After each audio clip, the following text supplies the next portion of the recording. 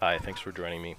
Today I want to talk about Dragon's Dogma, and I'm going to spare you looking at my face and my graying hair here. I saw Shintai doing a Shintai Rambles, um, and he was just doing it over top of some gameplay footage, and a lot of YouTubers do that, and I decided, what, maybe I'll just give that a try for this, so you guys can check out the game that I'm playing.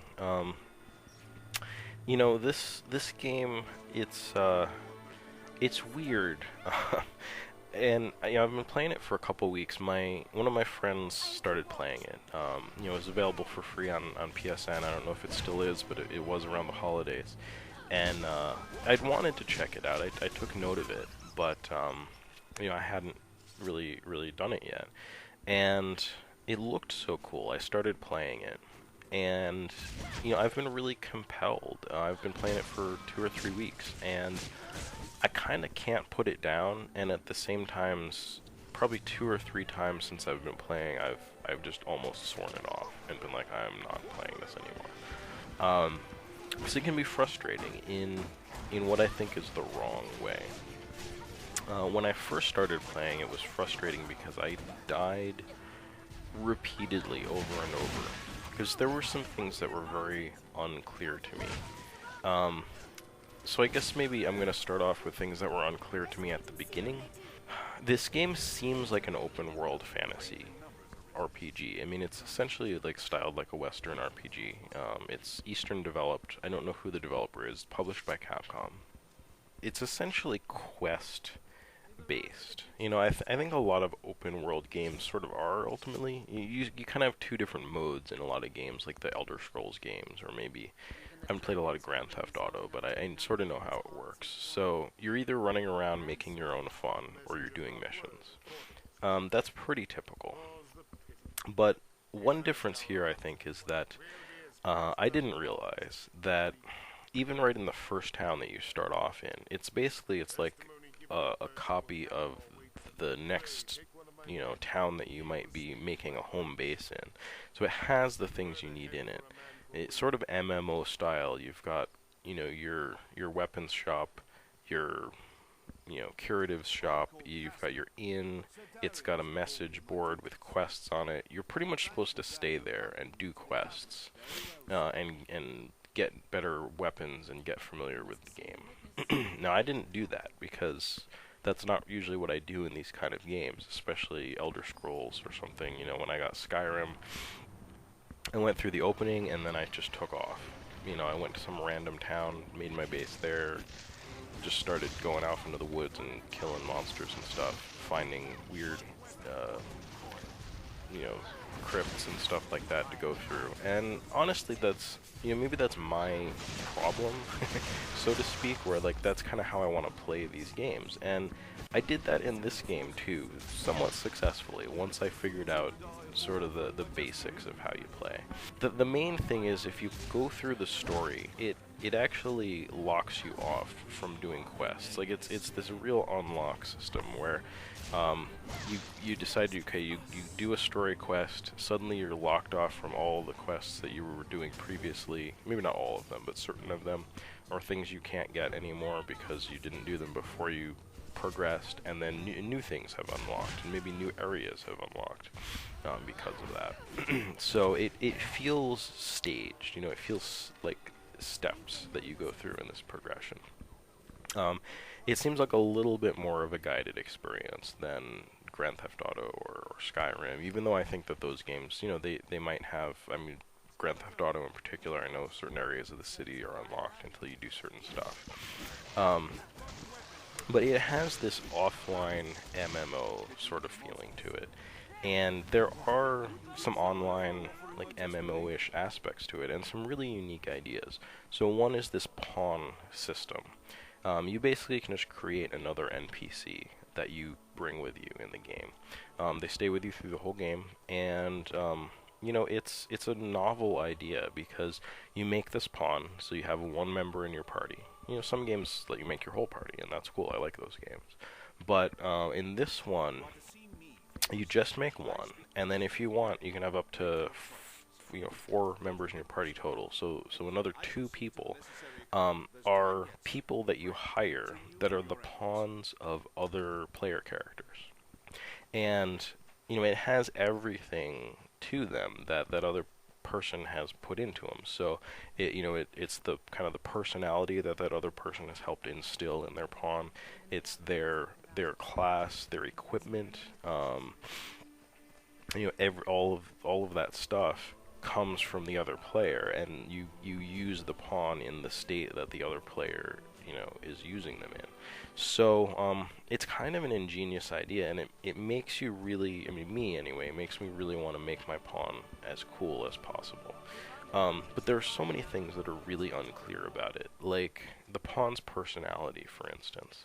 I think that the AI in this is it's just not a good system. And sometimes the pawns are really helpful. What classes you have in your party, and sort of especially just how maybe good a job the other player characters have done in raising their pawns can make a big difference in how they play in your party. But it's weird. Essentially, the personalities, as far as I'm concerned, there's maybe 10 different aspects of the personality that are adjustable. So the game starts off by asking you a series of questions. And it's completely unclear to the novice, like, what these questions are going to entail, how they're going to affect gameplay. And ask you simple things like, do you want your pawn to, like, be concerned about your safety? Well, of course you do. I want my pawn to, like, protect me and heal me, and I mean, those are just things that you'd naturally think. But, out of those 10 personality traits, there's probably like 2 or 3 that are really useful for combat. You typically want your pawns to be aggressive in combat and going after enemies and stuff. And if you set the personality a little bit wrong on that, things that you would think are natural, like you want them to guard you and you want them to heal you, well, that's pretty much all they're going to do. They're going to follow you around, they're going to fight anyone you're fighting or fight anyone that's fighting you, and then they're going to, like, heal you, and that's it. So that actually makes them pretty damned worthless in the game. You want them to, like, fight other enemies, and these things aren't clear. So you can adjust your pawn's personality. There's, as far as I know, one NPC in the game that sells these potions that you can feed to your pawn. I guess you maybe drink them yourself technically, but it adjusts your pawn's personality. But not only that, like, how you play the game adjusts your pawn's personality. So, like, there are commands that you can give. You could say, hey, like, help me, or come here, or go. And, like, the more you say to your pawn, like, go, because you want them to go and, like, fight an enemy, like, it makes them more independent. They get this pioneer aspect or something, and I'm like, I don't actually want them to do that. The more items that you pick up, if you, like, go around and scour items in the battlefield, maybe the battle's going on, but you don't really care, you're picking some stuff up, like, your pawns will start to develop that behavior. It's interesting, but I think it just doesn't work very well. So I spent the first part of the game, hiring pawns that had weird personality traits that didn't help me out. And I was also hiring pawns that weren't necessarily a good match for me. This is another, I think, just common sense thing where I thought, well, okay, I'm going to play a fighter. Mostly because a lot of these games, I think fighter is sort of the core class, and they almost expect you to just be a fighter.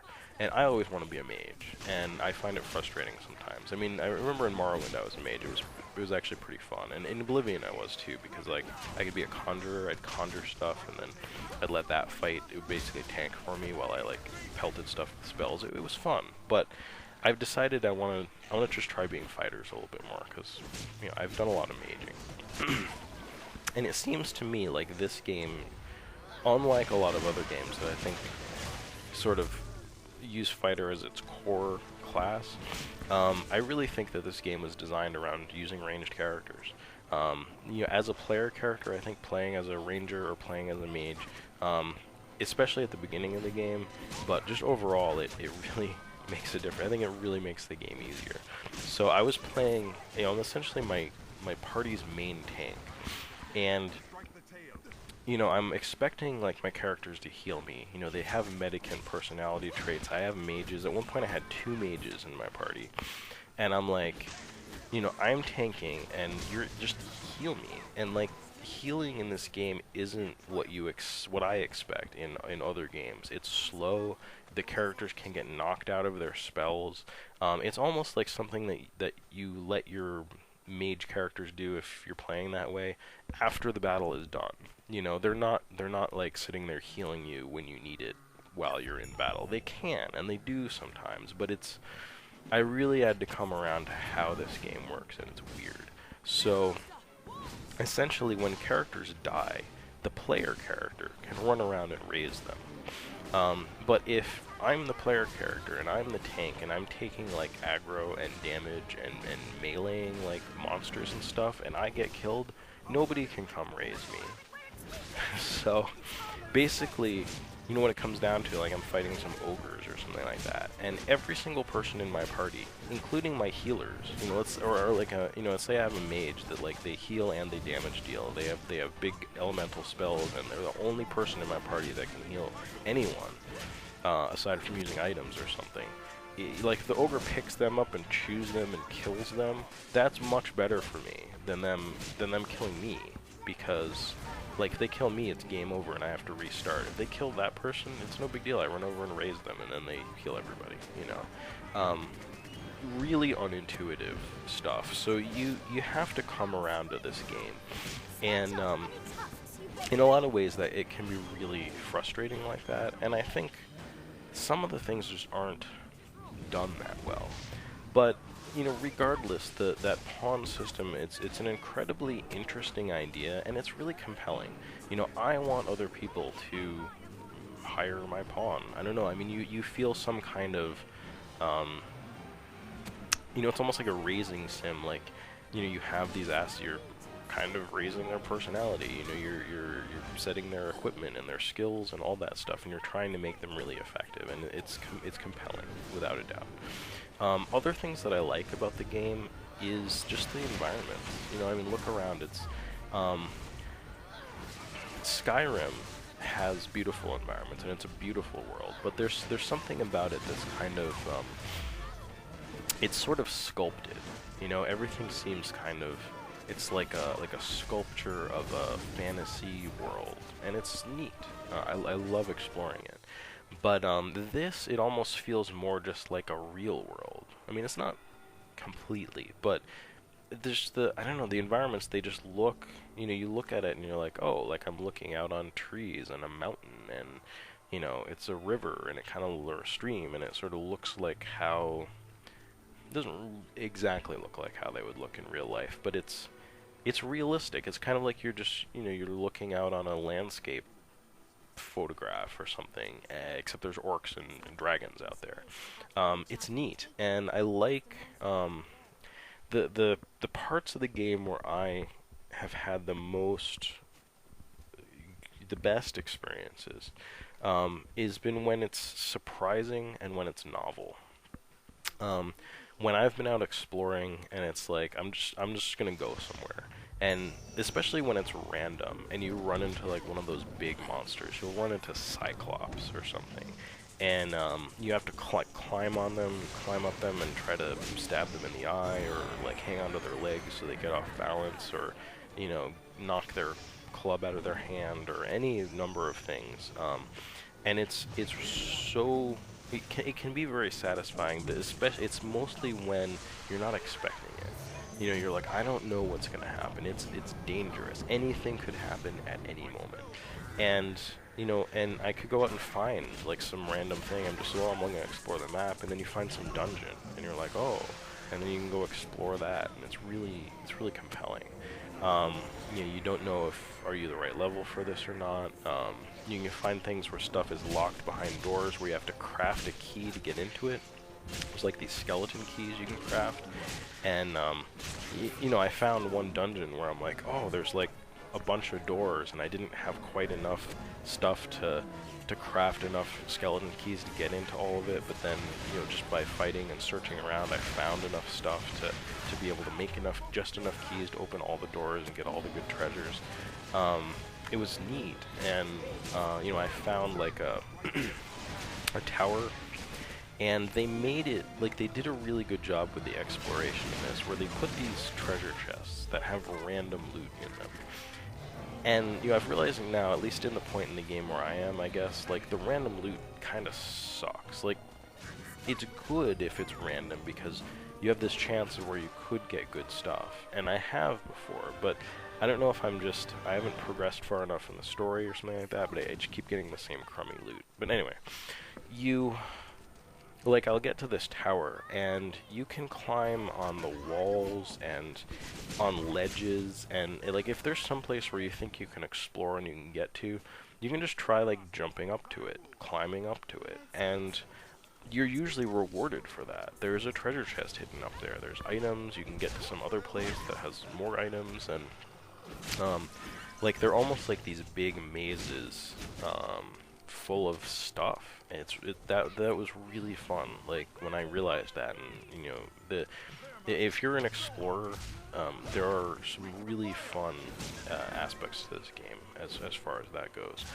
But that said, you know, I think it's really bogged down by this whole quest system where, you know, I don't like going back to these same places when it's part of a quest. I don't like that. I don't like when it's this guided experience. I wanna just go out and find the dungeon and do everything you can do in the dungeon without it being a quest. And that's, maybe I'm asking too much, because you don't really get that in, you know, in the Elder Scrolls games necessarily either. Maybe, I don't know. I sort of forget what Morrowind was like because it was so long ago that I played it, but you know, I have kind of rose-colored glasses when I think about it because it was fun like that. So what else can I say about this game? You know, there are other things about it that are just very unclear in terms of, there's a fast travel system, and if you look online, you know, everyone was complaining like, the game seems structured around like walking everywhere. There are no mounts. You don't get horses. You can't hire somebody to take you somewhere. So you're hoofing it, and you can run. You can sprint, which uses up your stamina, and you know, whatever it works. I guess you can just run around. But as you're going place to place, like, there are the same mobs in the same places everywhere. And there's a ton of enemies too. And sometimes that's really nice when you're like, oh, I just want to like level up my new class that I picked for my pawn or for myself. You can go and just find enemies, you know what's there. But I don't think the game is good. I don't think it's playing to its strengths when it's rote, you know, when you know what to expect. I don't actually want to go out and fight the same mobs over and over in the same places. I want to go out and I want it to be random. I want to find those novel, unique things. And I don't even want to be going to the same places. I want to be going to new places all the time. So anyway, there is a fast travel system, and it uses these fairy stones and these port crystals. So you can teleport to a port crystal using a fairy stone. And I think when the game first came out, maybe they made this really hard. The stones were expensive. It was just hard to sort of figure out, when do you use this? You know, is it a risk versus reward kind of thing? At least at this point in the game, I think they've made it cheaper and it's easier, so you can just expect to use it all the time. But I didn't get how the port crystals worked. So you have some port crystals that are permanent. There's one at the city, the town that you start in at the beginning of the game. There's one at sort of the capital city, Grand Soren. And I'm like, okay, I thought that those were like areas where you'd put a port crystal if it didn't have one already. Like, I thought like it needed an area that was set aside in the world for a port crystal. Because you can find other port crystals, but that's not how it works. You find the port crystals and you can put them anywhere, literally anywhere. I mean, maybe not in dungeons, or I haven't really experimented a lot, but you pretty much can just go out in the world. You want to drop a port crystal there, you have one, just drop it, and then you can teleport yourself to that area anytime you want to. So once I figured that out, you know, it makes it so that getting around isn't so bad. You know, you can buy fairy stones in Grand Soren. They aren't very expensive. So the game has that going for it. It's just so unclear in the context of the game. Um, you know, additionally, at this point in the game, I feel like things are unbalanced. Where at the beginning of the game, I was dying a lot, and that was frustrating. So once I figured out how to sort of build a party, and it seemed like things were pretty equal. That was at a point when I was having a lot of fun. Like, I could fight a big enemy, and it was pretty much 50-50. Like, I would either die, or I would be able to kill the big enemy, some sort of rock golem or something. And I had some really exciting times, but now I feel like, I kind of know what party configuration works well for me. Like, I'm still being a fighter, but I always keep another fighter in the party, so I don't have to be like kind of full-time tank. Not that the game even really. I mean, you could probably play with like 4 striders in the game or something. I don't think it would really matter. I mean, I say that, but it does matter. Like, your party configuration matters, but you just have to find the right match for your playstyle and for your class. But anyway, so I've played it long enough, and I'm high enough level that these things are actually easy now. I haven't found a big monster that gave me a challenge. Like, I guess the only one that has is I found a dragon recently, and I managed to kill that. That was giving me some trouble. But now it's sort of like, it's rote. Again, it's kind of tired. I'm like, okay, I know what these enemies are like. I can run around and fight them. And it's just not as much fun as it was. I think the game is really fun when it's random, when it's dangerous, and it's new. It's novel. You're going out and you're seeing new areas and new dungeons, and you're exploring. The game is excellent. It has good graphics, and I love the enemy animations. Just seeing these things, these creatures, a griffin or something, like out in these environments that I think look realistic and sort of beautiful in more of a real world sort of way, is kind of new and neat. And like, there can be moments in this game when I just think it's the best thing like this ever. And then there's the rest of the time when I'm like, I don't want to do a quest where I have to go around the town and, get evidence for a trial against one of the characters in Grand Soren, or, just there are a lot of ways in which the game falls down. I guess I just wanted to talk about this. I don't know that I have a final verdict so much that, other than that this is a really unique and interesting game. I'd kind of encourage you to play it and check it out. I'd encourage you to hire my pawn. I think that's one of the really compelling things about the game. And I don't know how they could capitalize on that more. There are definitely, I think there's a website where you can post information about your pawn and promote it and try to get people to, you can spend these rift crystals to, like, hire pawns that are higher level or that aren't your friends or whatever. You can basically, for 0 rift crystals, you can hire any pawns that are your own level. And that's sufficient. I mean, I don't really need to hire a pawn that's level 50 when I'm level 20, personally.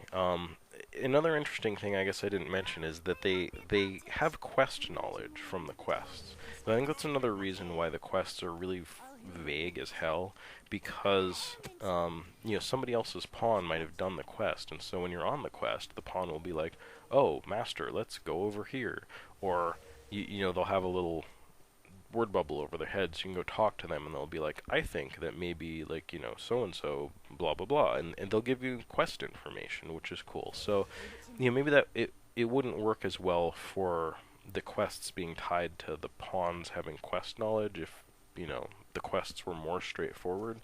But again, that whole system, they tried something really new, and for that, this game gets like an A++.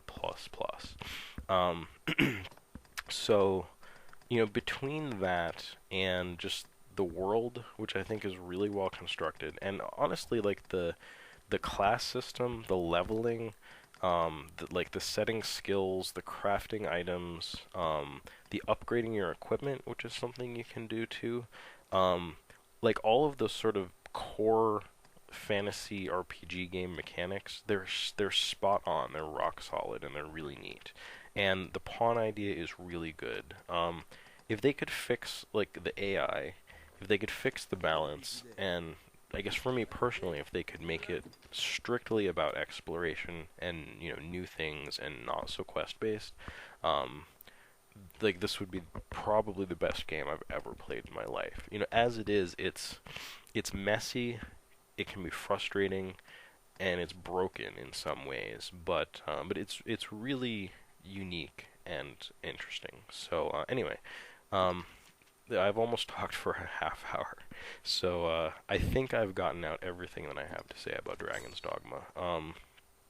I hope you guys check it out if you're interested in it. I should have made this video earlier because I don't know if it's available for free on PSN anymore, but I assume if you have I should say PlayStation Plus. I assume if you have Plus that you look at those things. So if you haven't checked it out, I'd recommend it. And if not, it's worth it's worth picking up for $20 or something just to see what it's like, because it's I mean maybe even a little more than that, because it's a really interesting game.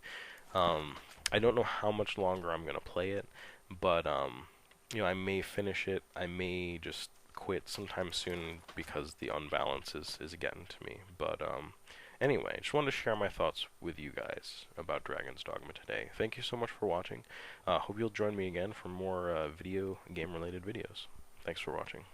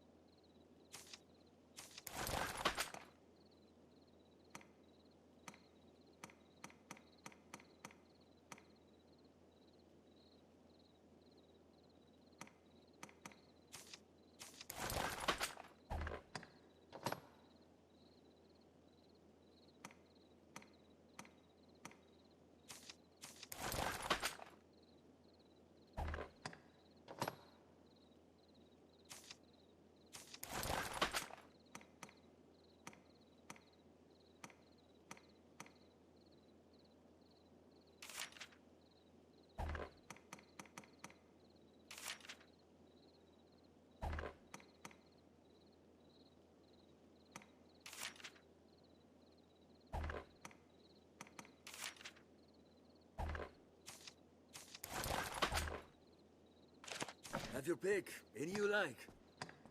What will it be today?